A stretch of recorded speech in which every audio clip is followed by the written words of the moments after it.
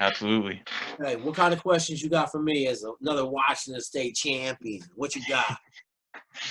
Man, that's all great stuff. I mean, like you said it took you 3 hours before matches. Like, why did it take so long? Like, what was? So I'll tell you this story, man. Like my sophomore year. So what happened was I lost one match in the 7th and 8th grade. Okay. Yeah. I was a fat little kid. I was like 4'11", 145 pound, fat little kid. Came in my freshman year like I'm gonna dominate this. This ain't no big deal. I've lost one match in 2 years, and I promptly went 15-9.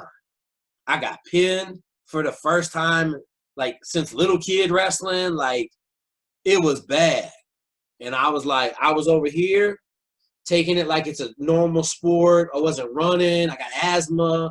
I couldn't wrestle past the second period. Like I started running every day. I started running around my block. Then I started running around everything, like 2 blocks, 3 blocks. And so I started running, and I was doing all this stuff. Okay. What'd you ask me? Like, why did it take you 3 hours to get ready? So I made this quantum shift, but the one thing that I realized my freshman year, I was not getting ready for matches. Okay, I just would go out there and wrestle, right? Like, little kid stuff. When you're a little kid wrestling, you don't get ready for that. You just go out and wrestle. Like my son wrestles right now, or he did last year. He didn't get ready. He got stuck, right? He won his first one. He's playing around the second one. That's just kid wrestling, right? He's going to have a good time, okay? Yep. So one of the things I changed out of my freshman year, like I'm going to get ready for every match. I'm going to be ready for this fight. So one of my best friends, so Sean Schrader, Rich Wheeler and Art Peterson. Art and Rich wrestled at Vashon. Sean wrestled at Ording. We all went to camps together all over the country. Like those are my dudes to this day, right? And they would tell me, they were like, yo, we were so scared of you. I said, what are y'all talking about? Man, you used to sit in the top of the stadium, in the top of the stands with your hood all the way over your face. And you would just be there.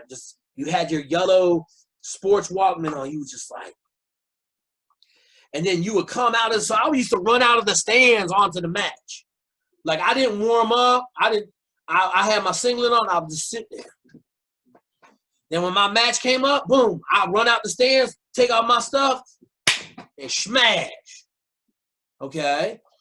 But what I know now is that was my immaturity and not having anybody teach me how to properly get ready to wrestle. Okay, that was me trying to figure it out. No coaching, no help.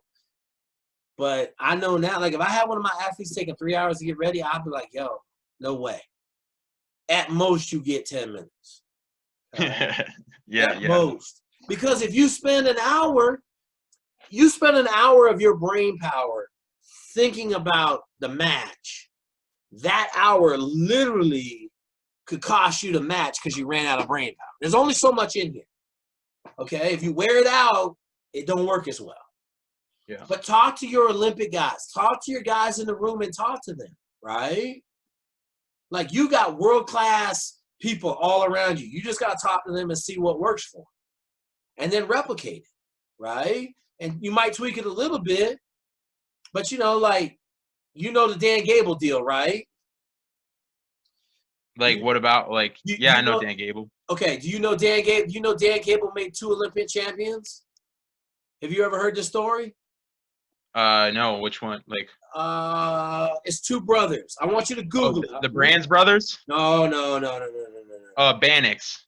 No, I don't think it's the Bannock's, is it? They were unranked. They were ranked 15th. Oh, the Peterson brothers. Peterson brothers. Yes, sir. That's a throwback. Yep. Yes, sir. Okay. How did they go from 15th and unranked?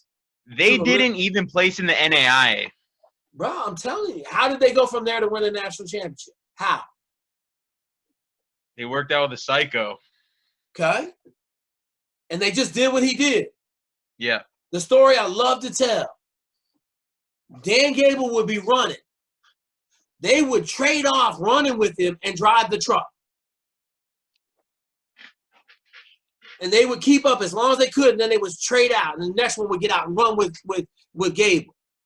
All they did was try to keep up. Gable had the mat in his basement on like 6-foot ceilings. They said their feet hitting the ceiling all the time getting thrown. And one wins goes to nationals that year and wins a gold medal that year. And then the next one, 4 years later, wins a gold medal. And they were unranked.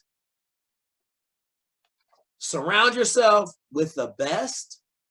Do what they do and keep up. And you will, in essence, have to become the best because you're wrestling with the best.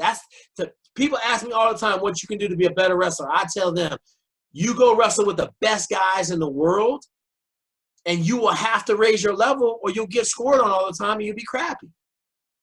Right? Like when I first came in the room, we had All-American Doug Zimbeck, Savage, right? Got killed in 2007. I named my oldest son after him. You know, when I first went in the room, I couldn't score on him. I don't care if you gave me $1 million, I couldn't score on him.